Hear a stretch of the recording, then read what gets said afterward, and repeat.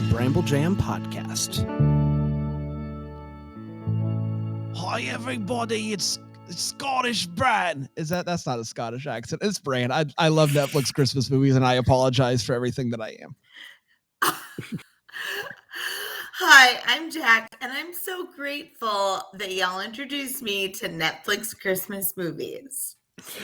I'm Alonzo, and Netflix movies are just kind of a pig in a poke, and this is the Techno Hallmark podcast.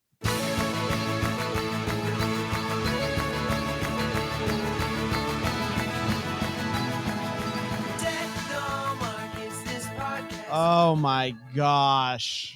Guys, this is it for us. The crew, Sans Dan, the way that it was meant to be. The original trio. You finally poisoned him enough that he couldn't be here today. Yes, that's exactly right. Little tiny bits in his Diet Coke, and it would add up, you know. That's exactly. Listen, I just want the three of us to hang out. I don't need Dan around ruining things, bringing on the vibes. So finally, but I am sad because this is the last one of these until the new year. We're not going to do one next Saturday, seeing as how it's, Christmas and stuff. Bran, I have a theory, and I think you're going to be on board with me, which is that the reason like us watch this stuff all year round and listen to Christmas music all year round is because the actual window is over before you know it. Like even I'm sure 40 films in with the Hallmark stuff, you're still like, but I started. Yeah, I mean, that's why I started Christmas Morning, another podcast on the Bramble Jam Network, because I just wanted to enjoy each day and just sit for a moment, sit each morning and think it's Christmas and then go on. So yes, I am sad. I mean, this has been the busiest holiday season yet. We're covering, at least me personally, covering 50 plus Christmas movies with the help of friends. And so it's a lot, but I'm sad that it's coming to a close. Like, it's always like, you get through Thanksgiving week and then it's just like this so fast. And so I'm sad to see it go, but guys, this has been so much fun. Jax, you don't need to cry this week too. I know. Well, this movie might make me cry for different reasons, but I will say, I mean, I hope that we're now a tight trio for life. Tight trio for life. That's going to be our band name, and we're going to go on tour, and we're gonna sell out stadiums, not even arenas, stadiums. Everybody. So last week we said that we were going to cover California Christmas 2. We called a slight audible for various reasons, but one being Dan wasn't going to be able to join us this week. And so, of course, we have to save California Christmas 2 for Dan. He wouldn't have it any other way. He loved the first one so much, and so it just wouldn't be right. So we did an audible to A Castle for Christmas, which has been getting a lot of buzz, a lot of buzz on the internet. I keep seeing things about A Castle for Christmas. So I was excited to finally dive into it. And this is like a true castle movie, which is nice because we haven't gotten like a true castle movie from Hallmark this year. They've been coming to America and stuff. So it's nice to get a real good castle time. Panda would have loved this. Yeah.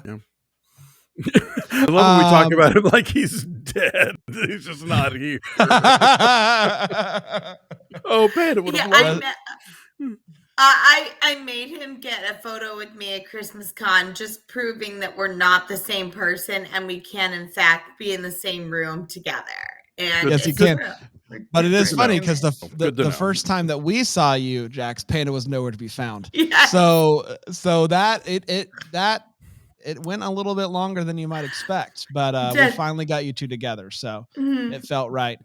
It was so great to see you at Christmas Con, Jax. You did a great job moderating. Pam got to sit in on a couple of them and just crushing it over there, doing us proud. We're proud partners.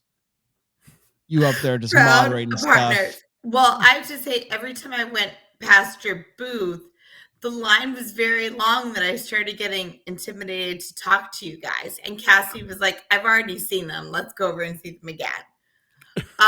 So I kept going over to see Cassie because she was right across from the Boozy pudding. And guys, they're not official sponsors yet, but I am going to do everything in my power to start promoting Boozy Pudding because, oh boy, I love Boozy. I mean, I love Bundle Game as well, and I want to give a quick shout out to Bundle Game.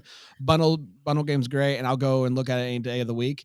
But the Boozy Pudding, Bundle Game and Boozy I think Pudding? we can all agree. Oh my gosh, that's a great combination. You guys should do some bundles, Boozy bundles, Boozy bundles, where you get a bundle and it comes with some Boozy Pudding. And the Boozy Pudding jingle writes itself, you know. Oh, bring us some Boozy Pudding. Oh, bring us some Boozy Pudding. It's funny because my sister Cassie doesn't like booze and she doesn't like pudding.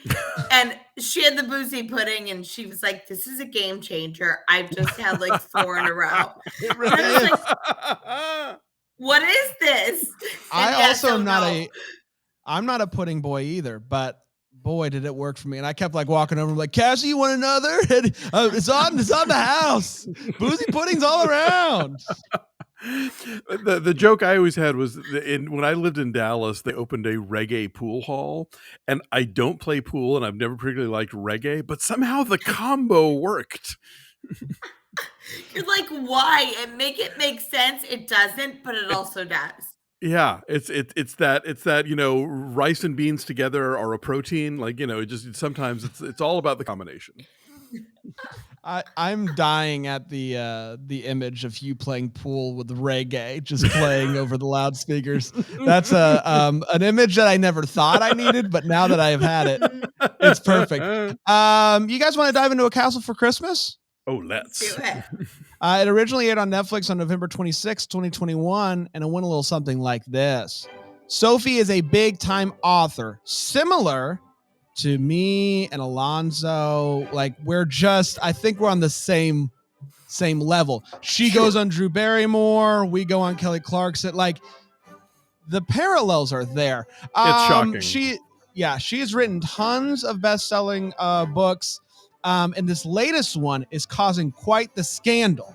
She goes on Drew Barrymore to talk about this, about how she killed off a popular character named Winston. Drew drills her for this. She takes the fan side and is like, listen, you've had a tough year with the divorce and whatnot. Maybe that's why you made such a bad decision in killing off Winston. You didn't have to do that like that. And Sophie like freaks out and she's like, at least I killed him quickly. I could have made it a slow death. And it's this whole thing. And of course, that video goes viral as things do. So she decides, I'm going to go to Scotland to hang out until the press dies down. She has a picture of her dad who spent some time in Scotland by this castle. So she's going to go there. She's going to write. She's going to figure out how to bring Winston back. And she's going to figure out how to make everything better. So when she gets to Scotland, she's greeted by a dog trying to take her down. But luckily, a hunk of a man catches her. Turns out it's Duke Miles. And he ends up giving her a tour of the castle that she has the picture of with her dad. And she's heard about this carving that her dad made on a door. So she starts sneaking around and trying to find the carving, and she finds it. And it turns out that we find out that the dad was a groundskeeper. His family was a groundskeeper for the castle for a little while. And so she meets some people at the hotel, and they love her. And they even though she did the thing to Winston, they're like, we love you. And there even was a woman who knew her dad. So she feels very at home with this. And she finds out that the castle is going to be sold. So she decides, I want to buy the castle. Book money, baby. Alonzo and I know about that as well. Alonzo, we've had our eye on a castle or two, have we not? It's true. We're still waiting for the details to come through. Exactly right. Listen, castle deals are tough, but we're gonna make it happen. There it is. See, Jax gets it. Books money. Miles is reluctant about this deal, but agrees as long as she stays at the castle through Christmas while he shows her the castle ropes. And basically his whole goal here is to show her how hard it is to care for a castle. That way she'll piece out of the deal. And that's kind of his intentions here. But she's pumped. She's going to learn about her roots. She's going to write her book, and she's going to get a castle in the process. Boom. And he's a little grumpy fella. She's persistent. So they hang out a good bit, and after a night of dancing, They end up getting real close to kissing, but they end up just hugging because, as he says, it's not a date. Naturally, they end up decorating the heck out of this castle. And after she finds a dress somewhere, she puts it on, and Miles is like, I can't handle this anymore. And they just start making out and then making their way to his room. We get a montage of them just enjoying the snow and, catching snow on the tongues and dancing and stuff. Catching snow on the tongues, that sounded worse than it is. It's not. It's very harmless. And so I would argue that you were right the first time. It was harmful to me. But yeah. Sorry, keep going. Depending on what they're using for snow, yeah. It definitely. I didn't need to see it. So he offers. She is like, hey, after I buy this, you can have a room. You can move in. Type of thing, and he gets very offended by this. Like, you're offering me a room in my own castle, blah blah blah. You're the worst. Freaks out on her, and she's like, I guess you win because being here is just going to remind me of you. So the deal is off. She vents to her newfound knitting club, and he thinks about her while reading her book, and we get a montage of clips that we've already seen in the movie. So good use of time. And he realizes that he's a dummy. So he goes and throws snowballs out her window, and she comes down, and he's wearing a suit up top, kilt down low, the way that it should be. And he ends up telling her that he's in love, and then he surprises her by flying her daughter out to the Christmas party. She finishes her book, and Drew Barrymore loves it. And everybody's a big fan, and she's a bestseller, and woohoo, the castle's here. And that, my friends, was A Castle for Christmas. Yes, it was. We're going to take a quick break. We're going to come back. We're going to break this movie down with 4 segments here on Deck the Hallmark.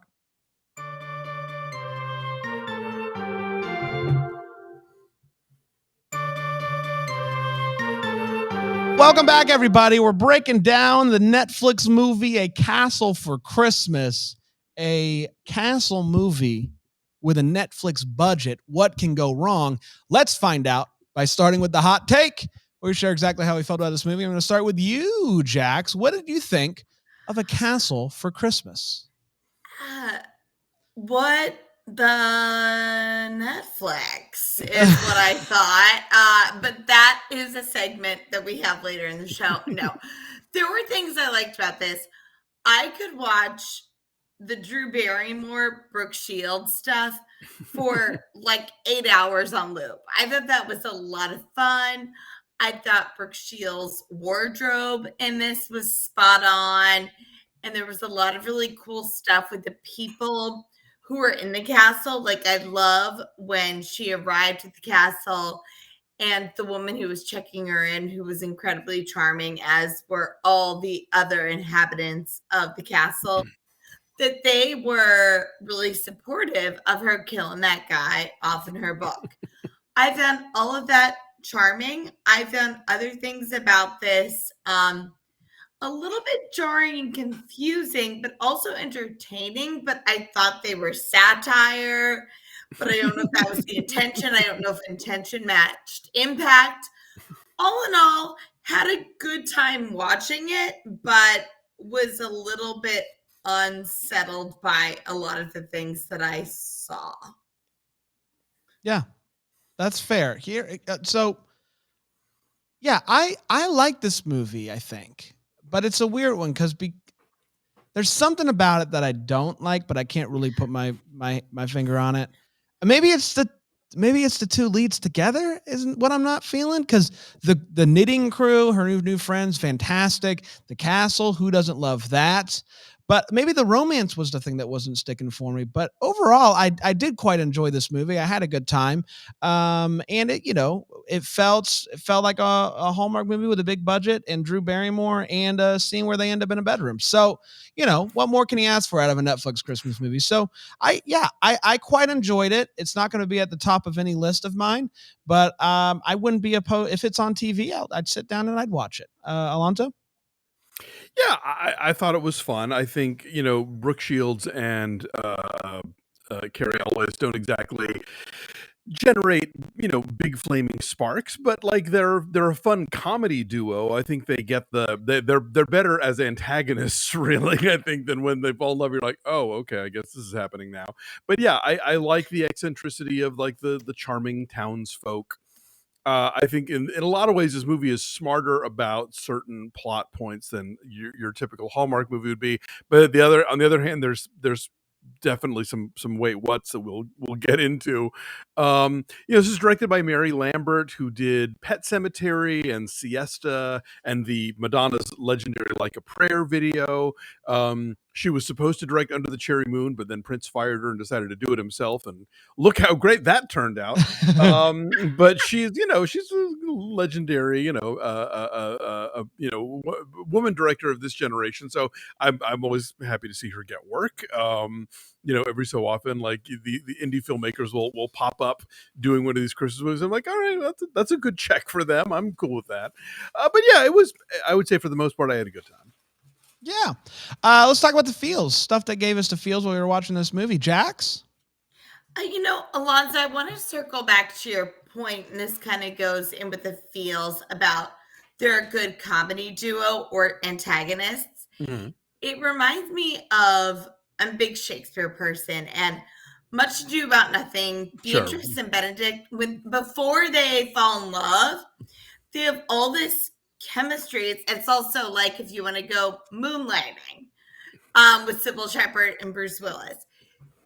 They have so much more chemistry when they're antagonistic and when it's that flirty thing than when the actual romance comes. And I think that's for me where this is problematic, is that I'm feeling these feels until I'm supposed to be feeling romance, and then I so actively don't feel it that it takes me out of it a little bit. But my heart was really warmed by the fact, and this is when I did have the feelings, that it is this woman who has gone on this journey and made a decision with her art that went, I mean, you guys know, as best-selling authors yourself, that it's difficult to sort of go against the grain artistically or creatively.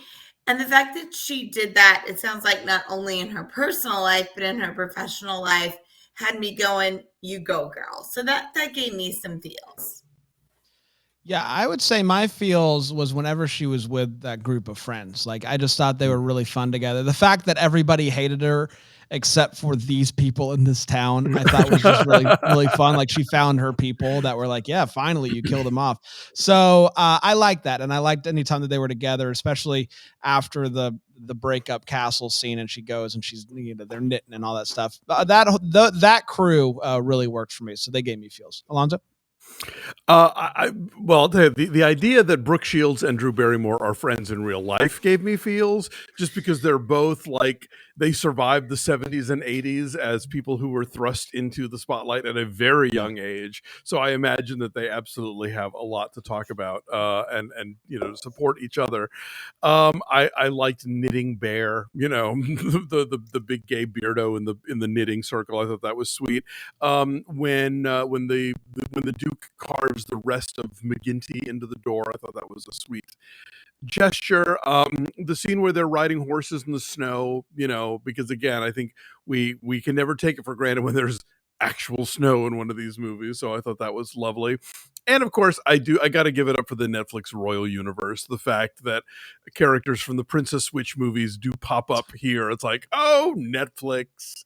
You guys are silly. You love this. And look, I don't know why like Hallmark and Lifetime don't do it more often. Like it's not, this was the year that Hallmark was let's cameo in each other's movies because we're all shooting at the same time within 10 miles of each other in Canada, So it's not that hard to do. I think people should lean into the bit more. So the cameos are a big hit. Like anytime there was a cameo, and we would say it, but we wouldn't spend a lot of time talking about it. Like the amount of messages I got to be like, did you guys even see this? Like, yeah, we saw it. Like, what do you want us to say about it? It happened. It's cool. We did it.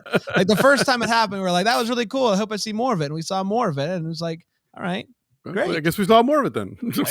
I'm happy. I don't know what you want from me, people. I'm happy. I'm happy. They want you to spend at least 4 times as much time talking about the cameo as the cameo itself took, and I think that's valid. Yeah. So we need to remember that going forward. Look, Spider-Man fans aren't the only ones who appreciate an Easter egg. Hallmark folks want to be able to say, I know what that is. Yeah, that's right. Listen, Spider-Man wishes. Spider-Man wishes it had this rabbit of fans. Let's take. I'm so sorry. No, go ahead. I just want to add one more feel. Hamish the dog. I love that dog. That's a great dog. Love that dog. What a great dog. Let's take one more quick break. We'll come back with the Wait What and the What the Flicks here on Deck the Hallmark.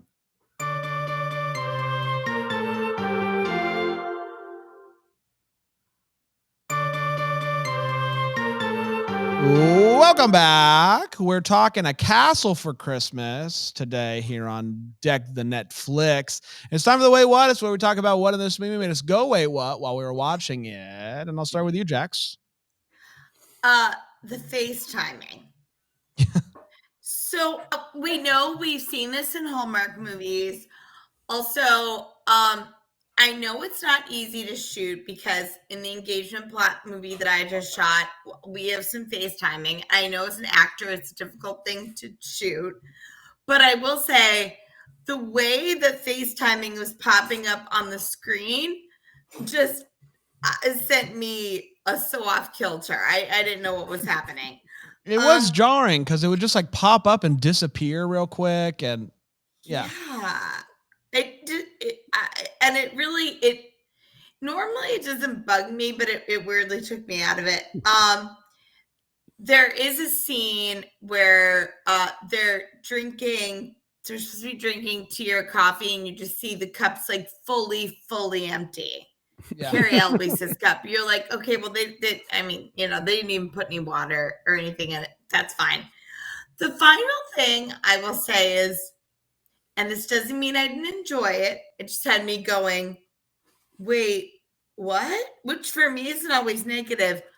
The montages. Yeah. The montages, again, it's not even a critique. It's just like, I don't know if this is supposed to make me laugh or feel vaguely uncomfortable or feel inspired or feel romance. And I think I'm feeling everything, which is probably okay too, but I don't understand it. I never like when they have a montage of scenes that have already aired. Like the movie's only an hour, 30 minutes. Like right. We remember the good times. Like, we've been here. I never like when they do that. And so this was definitely a case of that. When she was going on Drew Barrymore for the first time, she was backstage and she's walking, like she's about to walk on stage and the guy stops her like, hold on. Was she going to walk on stage without any introduction? It looked like she was just, but like she's ready to go. The guy was like, hold on, she's going to announce you. Well, where was she going? Was she just going to bust out? Let's do this thing. Drew, I'm here.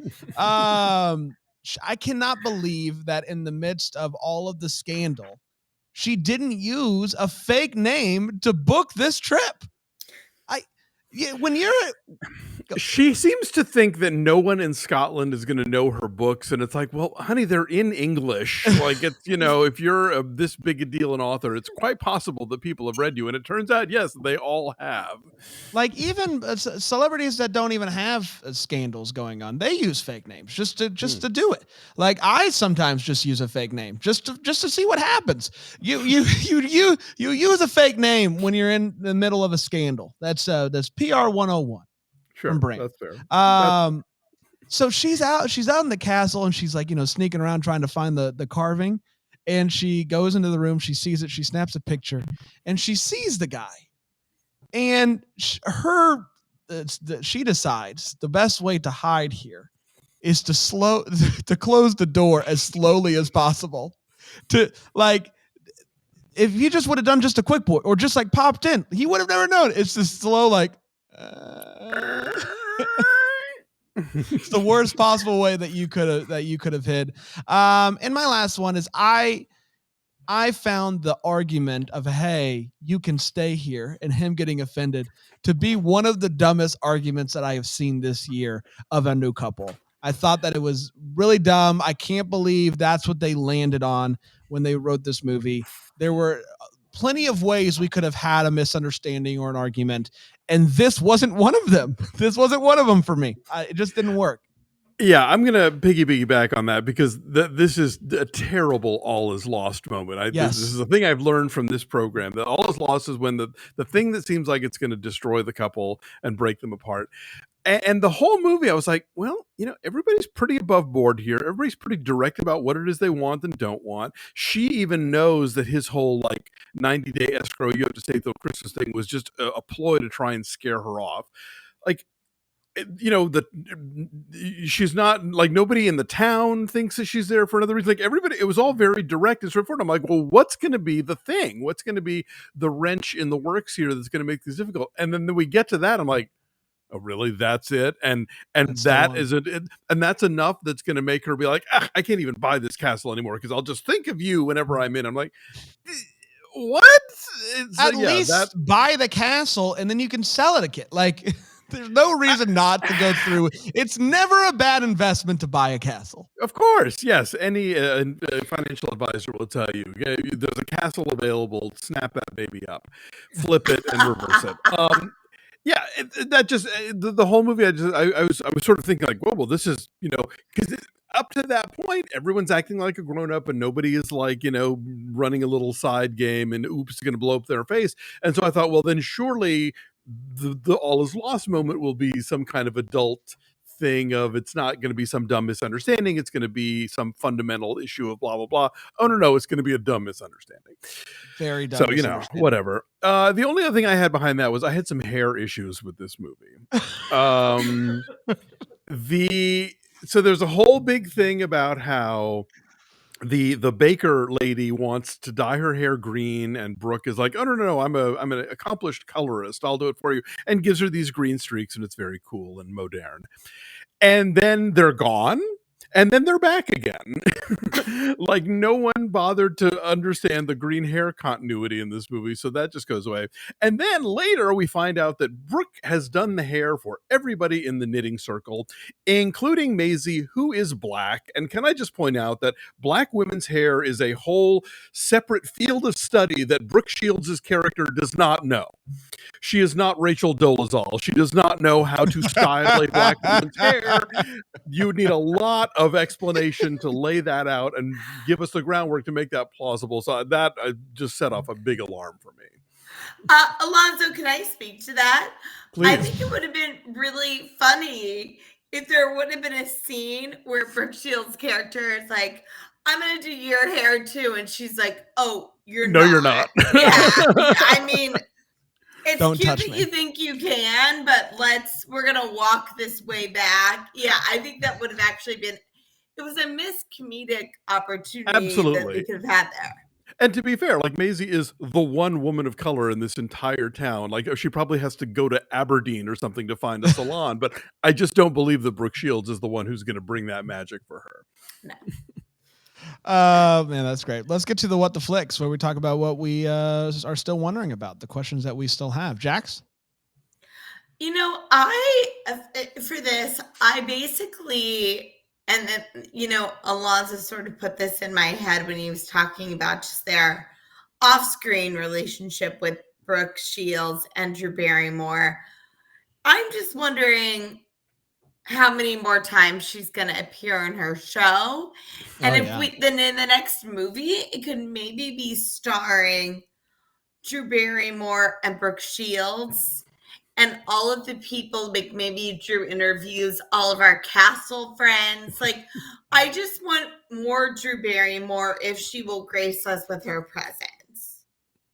No kidding. I love the Drew Barrymore. I was wondering, wonder how that works, with with rights and stuff. Like when you have an interview on the Drew Barrymore show, like a fake one, like it's a real show. Like they use Drew's logo and everything at the bottom. So I just wonder how the rights to all that works. But I'm sure Netflix isn't, losing sleep over that.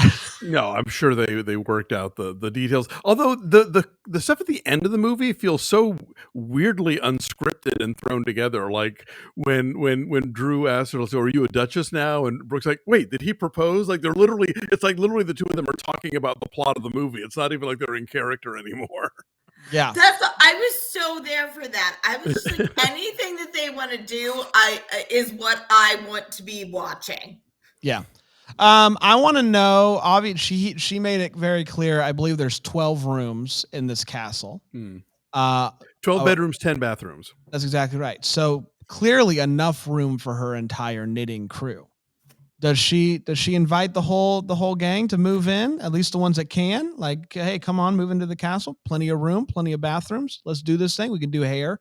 We can knit. Like I want to, and I want to start a craft and baking commune. And I would watch that reality TV show where you put 12 people into a castle and see what happens. I'd watch that show. In fact, I might work on that pitch. What happens right when after a this. novelist and a baker and a knitter that's there's a potential there. Did anybody watch the HBO Christmas reality show? What was that? 12 Days of Christmas? Mm-hmm. Yeah. Was it good? I watched like 15 minutes of the first episode and I was like, I'm out. Wasn't for you. So I've not watched the second season, but I will say the first season was actually really charming and great. And I watch dating reality shows and it was a lot more inclusive, which I appreciated. And it was wacky. It was self-referential. But it was pretty saucy, right? Yeah, but not so, like, you wouldn't watch it. It's not G. It maybe isn't PG, but it's definitely not like, There was a lot of skin, but there wasn't a lot of, Yeah. Exactly. I want to see a reality show that is truly like a choose your own adventure Hallmark Christmas movie or something where it like feels like you're kind of along like a Black Mirror interactive episode, but it's a Hallmark Christmas movie. Let's work on this, guys. Should we? I'm not kidding. Should we pitch this? Yeah, we should pitch this. Yes. Yeah, shoot it in that town where they do the evergreen movies, and like you call it like "Help! I'm Trapped in a Hallmark Christmas Movie." Maybe is what we call it. Listen, it's clear that Hallmark's trying to figure out what the heck to do with their streaming service. So, can I introduce you to interactive? And every week there's a contest. There's the gingerbread making week, and there's the tree decorating week, and then there's eliminations, and then the winner gets like one dry kiss from Andrew Walker. Yeah, and I just want to say, guys, like Hallmark's clearly taking chances because in the Godwink movie this year, a guy got run over by a car. Wow. So things are happening over on the Hallmark channel. I have not caught up on that one yet, but got run over, Alonzo. Just didn't see it coming. You're just having a good time. Godwink's chiming and stuff, and then bam, run over by a car. Did anybody hold up a sign from across the street that I know about your car accident? I know about that. Oh gosh, I love it. Oh, I'm sorry, Alonzo, go ahead. I just was thinking like, okay, they better get married soon so that she can get Scottish citizenship, because I think the idea of an American coming over to Scotland and buying a castle is going to be a giant tax headache and all other kinds of like, nationality stuff. I think you can't just sort of breeze into Europe and start snagging real estate willy-nilly unless like you've really got your ducks in a row. 100%. Guys, we did it. It feels it's bittersweet to be done for the season with the Netflix movies, but we're gonna be back in the new year. We're gonna keep reviewing other networks, and so off Hallmark, if you will. And so let's do this again, guys. Let's do this again. Absolutely. And until then, may we be the first to wish you a Merry Christmas. Deck the Hallmark's a Bramble Jam podcast. It's presented by Philo TV. It's produced by Brandon Gray and recorded live in, Greenville, South Carolina. Set decor is by Plum at Haywood Mall. For more information on Deck the Hallmark, you can go to deckthehallmark.com. For more information on Bramble Jam Podcast Network, you can go to bramblejampodcast.com.